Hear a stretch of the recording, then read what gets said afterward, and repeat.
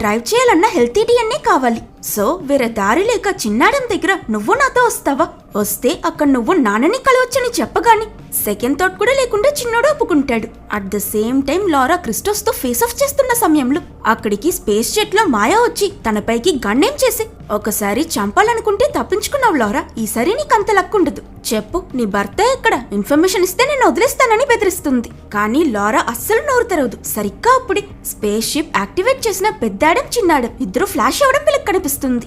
అది చూసిన మాయా, హో ఇక నీ అవసరం నాకు లేదని లారాని అక్కడే చంపిస్తుంది. నెక్స్ట్ సెకండే తను క్రిస్టోస్ తో పాటు హీరో వాళ్ళ స్పేస్ షిప్ ని ఫాలో చేస్తుంది.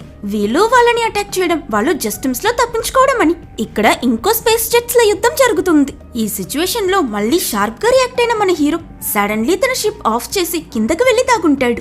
సడన్ గా సిగ్నల్ కట్ అయిపోవడంతో మాయా వాళ్ళు వీళ్ళని మిస్ అయ్యి ఎక్కడికి వెళ్లారో వెతుకుతూ ఉంటారు. ఆ టైంలో హీరో నైస్ గా వెనక నుంచి బయటకు వచ్చి వాళ్ళకి